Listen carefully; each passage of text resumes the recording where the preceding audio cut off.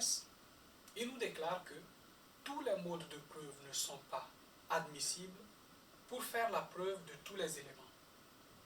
Il se réfère en ce sens à l'article 13, 158 du Code civil français, qui dit, et je cite, « Or, les cas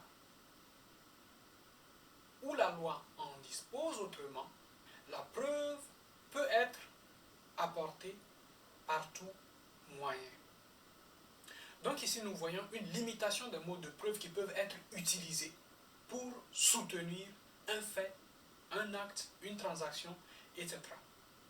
Et à partir d'ici, nous voyons ce pourquoi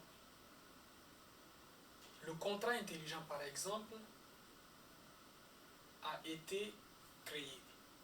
Les tournures sémantiques utilisées dans le droit peuvent énormément prêter à confusion, alors qu'un contrat intelligent qui clairement indique, par exemple, deux parties ainsi que les éléments de transaction, les fonctions transactionnelles sont beaucoup plus simplifiées et accessibles à une majorité de personnes qui n'ont pas l'éducation juridique appropriée à comprendre un raisonnement légal. Donc, ici, je vous cite tout simplement une des raisons qui ont fait que le contrat intelligent est apparu.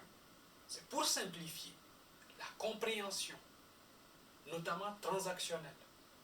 Parce que de toutes les façons, durant toute notre vie, ce que nous faisons, ce sont des transactions et des transactions, de part et d'autre. Nous nous échangeons chaque jour de la valeur, quelle que soit sa forme. Que ce soit par l'achat d'une maison, que ce soit tout simplement par l'achat d'un fruit, eh bien nous faisons de la transaction. Or, lorsque vous allez par exemple acheter une maison, vous êtes susceptible de signer l'équivalent peut-être de 100 pages, avec toute forme de tournure qui parfois donne le tournis à la fin des transactions. Donc, l'apparition d'outils comme le contrat intelligent est venu répondre à ce besoin de simplifier le plus possible une transaction contractuelle entre deux personnes.